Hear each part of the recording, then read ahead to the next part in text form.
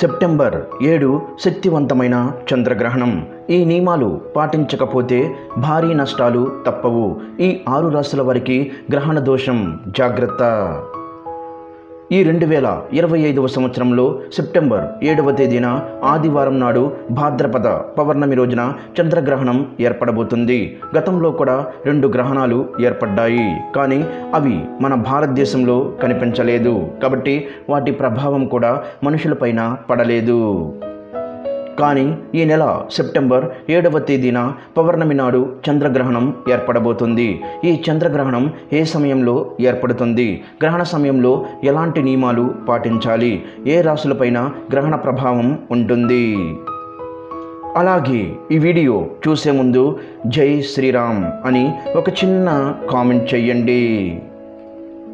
అలాగే గ్రహణం పూర్తయిన తర్వాత ఎలాంటి నియమాలను పాటించాలి, ఇలాంటి ఆసక్తికర విషయాల గురించి ఇప్పుడు ఈ వీడియోలో మనం తెలుసుకుందాం. సెప్టెంబర్ 7వ తేదీన రాత్రి 9:58 చంద్రగ్రహణం ప్రారంభమై సెప్టెంబర్ 8వ తేదీ తెల్లవారుజామున 1:26 వరకు ఈ చంద్రగ్రహణం ఉంటుంది. సుమారు 3:30 గంటల పాటు గ్రహణ సమయం ఉంటుంది. ఈ చంద్రగ్రహణం నాడు చంద్రుడు ఎరుపు రంగులో కనిపిస్తాడు. అయితే చంద్రగ్రహణం ఏర్పడడానికి 9 గంటల ముందు సూతకాలం ప్రారంభం అవుతుంది. అంటే సెప్టెంబర్ 7వ తేదీన ఆదివారం నాడు మధ్యాహ్నం 12:57 నుండి సూతకాలం మొదలవుతుంది. ఈ గ్రహణ సమయంలో తప్పనిసరిగా కొన్ని నియమాలను పాటించాలి. ఈ చంద్రగ్రహణానికి ముందే మీరు వండిన ఆహారంపై గడ్డిని కానీ 2 తులసి ఆకులు కానీ వేసుకోవాలి. తద్వారా ఆహారం కలుషితం కాకుండా ఉంటుంది. అలాగే నిల్వ ఉన్న ఆహార పదార్థాలపైన తప్పనిసరిగా గరికను కానీ తులసి ఆకులను కానీ పెట్టుకోండి. గ్రహణం ఏర్పడడానికి ముందే భోజనం చెయ్యాలి. ఈ గ్రహణ సమయంలో వంటగదిలో ఎలాంటి పనులు చేయకూడదు. మరీ ముఖ్యంగా గ్రహణ సమయంలో వంటగదిలో ఆహారాన్ని వండకూడదు. సెప్టెంబర్ 7వ తేదీ మధ్యాహ్నం నుండే ఆలయ తలుపులన్నీ మూసివేస్తారు. ఎలాంటి పూజా కార్యక్రమాలను నిర్వహించరు. ఇక చంద్రగ్రహణం ప్రారంభం కాకముందే మీ పూజ గదిని మూసేయండి. గ్రహణం సమయంలో ఎట్టి పరిస్థితుల్లోనూ దేవుని చిత్రపటాలను ముట్టుకోకూడదు. ఈ గ్రహణ సమయంలో పదునైన వస్తువులను ముట్టుకోకూడదు. అలాగే చెట్లను కూడా తాకకూడదు. ఇక సెప్టెంబర్ 7వ తేదీన ఎలాంటి శుభకార్యాలను నిర్వహించకూడదు. డబ్బు విషయంలో చాలా జాగ్రత్తగా ఉండాలి. వ్యాపారాల్లో పెట్టుబడులు పెట్టకూడదు. సెప్టెంబర్ 7 మధ్యాహ్నం నుండే సూతకాలం ఉంటుంది. కాబట్టి మధ్యాహ్నం నుండి దూర ప్రయాణాలు చెయ్యకండి. అలాగే జుట్టు కత్తిరించడం, గోర్లు కత్తిరించడం అస్సలు చెయ్యకూడదు. ముఖ్యంగా ఈ గ్రహణ సమయంలో కుటుంబంలో గొడవలు జరగకూడదు. గ్రహణ సమయంలో ఇంట్లో గొడవలు జరిగితే మీ పూర్వీకుల ఆశీర్వాదం మీ కుటుంబంపై ఉండదు. కోపానికి దూరంగా ఉండాలి. ఎవరిపైన అయినా కోపం తెచ్చుకుంటే రాబోయే 15 రోజుల పాటు చిన్న చిన్న ఇబ్బందులు ఏర్పడతాయి. ఇక ఈ గ్రహణ సమయంలో భార్యాభర్తలు దూరంగా ఉండాలి. అలాగే ఈ గ్రహణ సమయంలో బట్టలు ఉతకకూడదు. గ్రహణ సమయంలో హనుమాన్ చాలీసాను చదివితే ఎలాంటి దోషాలు కలగకుండా ఎన్నో శుభ ఫలితాలు కలుగుతాయి. అదేవిధంగా ఈ సెప్టెంబర్ 7వ తేదీన మాంసానికి అలాగే మద్యానికి దూరంగా ఉండాలి. ఇక మనలో చాలామంది ఆడవారు రాత్రి సమయంలో ఇంటి ముందు ముగ్గులు వేస్తూ ఉంటారు. అయితే ఈ గ్రహణ సమయంలో మాత్రం ఇలాంటి ముగ్గులు వేయకూడదు. ఇంటి ముందు కల్లాపు చల్లి ఉంచుకోవాలి. ఇక గ్రహణం పూర్తయిపోయిన తర్వాత మరుసటి రోజు ఉదయం అంటే సెప్టెంబర్ 8వ తేదీన సోమవారం నాడు తెల్లవారుజామున నిద్రలేచి ముందుగా గ్రహణ స్నానం చెయ్యాలి. అంటే ఇంట్లో ఉన్న ప్రతి ఒక్కరూ తలస్నానం చేసి ఇల్లంతా శుభ్రం చేసుకుని ఇంట్లో దీపారాధన చేసుకోవాలి. సెప్టెంబర్ 8వ తేదీన ఉదయం తలస్నానం చేసిన తర్వాతే ఆహారాన్ని తినాలి. మన హిందూ సాంప్రదాయం ప్రకారం గ్రహణం విడిచిన తర్వాత నదీ స్నానం కానీ సముద్ర స్నానం కానీ చేస్తే ఎన్నో శుభ ఫలితాలు కలుగుతాయని వేద పండితులు చెబుతున్నారు. నదీ స్నానాలు చెయ్యలేని వారు మీరు స్నానం చేసే నీటిలో గంగాజలం కలుపుకొని స్నానం చెయ్యాలి. అలాగే ఇల్లంతా ఉప్పు నీటితో శుభ్రం చేసుకొని ఇంట్లో పసుపు నీళ్లు చిలకరించాలి. పూజ గదిని కూడా శుభ్రం చేసుకొని దేవుని పటాలకు పసుపు రాసి కుంకుమ బొట్లు పెట్టి ఇంట్లో దీపారాధన చేసుకోవాలి.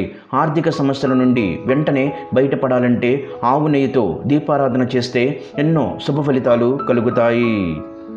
మన హిందూ ధర్మంలో బీరువాను లక్ష్మీ స్వరూపంగా భావిస్తారు. కాబట్టి మీ ఇంట్లో ఉన్న బీరువాను కూడా శుభ్రంగా తుడుచుకొని కుంకుమ బొట్లు పెట్టుకోండి. తద్వారా ఆర్థిక ఇబ్బందులు ఏర్పడకుండా ఉంటాయి. అలాగే గ్రహణం పూర్తయిన తర్వాత తులసి మొక్కను కూడా శుద్ధి చేసుకోవాలి. మీరు పూజించే తులసి మొక్కను గంగాజలంతో శుద్ధి చేసుకుని తులసి కోటలో ఒక చిన్న దీపం వెలిగించండి. గంగాజలం లేనివారు పసుపు నీటితో శుద్ధి చేసుకోవచ్చు. అలాగే మనలో చాలామంది నరదృష్టి దోషాలు తొలగిపోవడానికి ఇంటి ముందు గుమ్మడికాయలు కట్టుకోవడం లేదా దృష్టి యంత్రాలను కట్టుకుంటారు. అలాంటి వారు గ్రహణం పూర్తయిన తర్వాత అంటే సెప్టెంబర్ 8వ తేదీన సోమవారం నాడు ఇంటి ముందు కట్టిన దృష్టి యంత్రాలను తీసేసి కొత్తవి కట్టుకోవాలి. ఎందుకంటే ఇంటి ముందు కట్టిన గుమ్మడికాయ శక్తి అలాగే దృష్టి యంత్రాలకు ఉన్న శక్తి ఈ గ్రహణ సమయంలో నశిస్తుంది. కాబట్టి గ్రహణం పూర్తయిన తర్వాత కొత్త గుమ్మడికాయను కట్టుకుంటే మీ ఇంటికి చాలా మంచిది. ఈ సంపూర్ణ చంద్రగ్రహణాన్ని గర్భిణీ స్త్రీలు చూడకూడదు. గర్భిణీ స్త్రీలు ప్రశాంతంగా నిద్రపోవచ్చు. గ్రహణానికి ముందు పట్టు స్నానం అలాగే గ్రహణం తర్వాత విడుపు స్నానం ఖచ్చితంగా ఆచరించాలి. కుంభరాశిలో ఈ గ్రహణం ఏర్పడబోతుంది. అయితే కొన్ని రాశుల వారికి మాత్రం ఈ గ్రహణ ప్రభావం వల్ల చిన్న చిన్న దోషాలు ఏర్పడవచ్చు. ఆ రాశులు ఏమిటంటే కుంభరాశి, మకర రాశి, మీనరాశి, సింహరాశి, కన్యారాశి, తులారాశి. ఈ 6 రాశుల వారు గ్రహణ సమయంలో చాలా జాగ్రత్తగా ఉండాలి. ఈ రాశుల వారు ఎట్టి పరిస్థితుల్లోనూ చంద్రగ్రహాన్ని అస్సలు చూడకూడదు. ఈ 6 రాశుల వారు మాత్రం సెప్టెంబర్ 7వ తేదీన మధ్యాహ్నం 1 గంటలోపే భోజనం చేసేయాలి. అలాగే సాయంత్రం సమయంలో ఎలాంటి ఆహారాన్ని తినకూడదు. అయితే సాయంత్రం 7 గంటల్లోపు పాలు లేదా పండ్లను స్వీకరించి రాత్రి సమయంలో గ్రహణాన్ని చూడకుండా జాగ్రత్త పడాలి. లేదంటే గ్రహణ దోషం ఏర్పడుతుంది. ఈ చంద్రగ్రహణం ముగిసిన తర్వాత అంటే సెప్టెంబర్ 8వ తేదీన సోమవారం నాడు మీకున్న స్తోమతను బట్టి పేదలకు దానం చెయ్యండి. ముఖ్యంగా బట్టలను దానం చేయడం లేదా ఆహారాన్ని దానం చేయడం లేదా నల్ల నువ్వులు దానం చేయడం వల్ల గ్రహణ దోషం ఏర్పడకుండా ఉంటుంది. అలాగే మీ సమీపంలో ఉన్న దేవాలయానికి వెళ్ళి దైవ దర్శనం చేసుకోండి. అసలు ఈ గ్రహణాలు ఎలా ఏర్పడతాయంటే క్షీరసాగర మదనం జరిగినప్పుడు ఆ అమృతాన్ని దేవతలకు పంచిపెట్టే సమయంలో ఒక రాక్షసుడైన రాహువు అమృతాన్ని దొంగిలించి ఆ అమృతాన్ని తాగడానికి ప్రయత్నిస్తాడు. ఇది గమనించిన విష్ణుమూర్తి రాహువు శిరస్సును ఖండించాడు. అప్పటి నుండి రాహువు చంద్రుడిని అలాగే సూర్యుడిని మింగడానికి ప్రయత్నిస్తున్నాడు. అప్పటి నుండి సూర్య చంద్రగ్రహణాలు ఏర్పడుతున్నాయని మన పండితులు వివరిస్తున్నారు. చంద్రగ్రహణ సమయంలో ఇలాంటి నియమాలను పాటించడం ద్వారా గ్రహణ ప్రభావం లేకుండా ఆయురారోగ్యాలతో సిరి సంపదలతో జీవించవచ్చు. ఈ వీడియో గనక మీకు నచ్చినట్లయితే ప్లీజ్ లైక్ చేసి మీ ఫ్రెండ్స్కి షేర్ చేయండి. అలాగే మా కొత్త వీడియోస్ మీకు వెంటనే చేరాలంటే మా ఛానల్ని సబ్స్క్రైబ్ చేసుకొని పక్కనే ఉన్నటువంటి బెల్ ఐకాన్ని ప్రెస్ చేయండి. ధన్యవాదములు. ఈ వీడియోని లైక్ చేసి తర్వాత వీడియోని చూడండి.